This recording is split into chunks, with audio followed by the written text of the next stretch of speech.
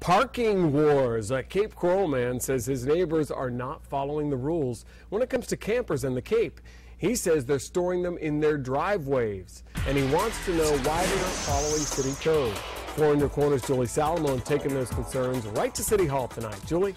Well, Patrick, this man doesn't have a problem with RVs. In fact, we caught up with him tonight when he was camping. But he says he's following the rules when it comes to parking his camper and claims his neighbors aren't. And now he wants to know why.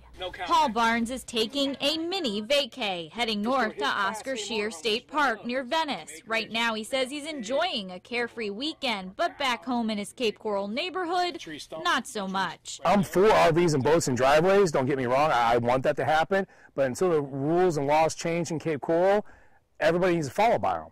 Paul says he's been back and forth with his neighbors for years now about where they park their RVs.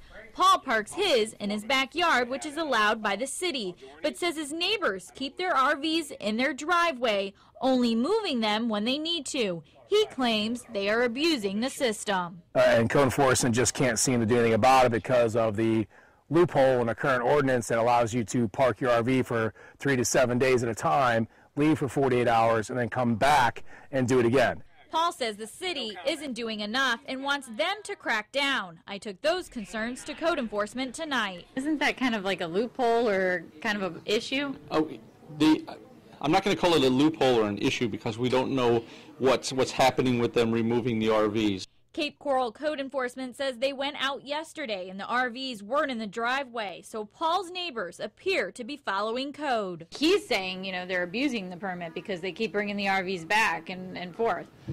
We have to prove that they're abusing it. Just because they're bringing it back and forth doesn't necessarily mean that they're abusing it. And according to code enforcement, proving it takes time. Why do I have to follow the rules if my neighbors aren't following them?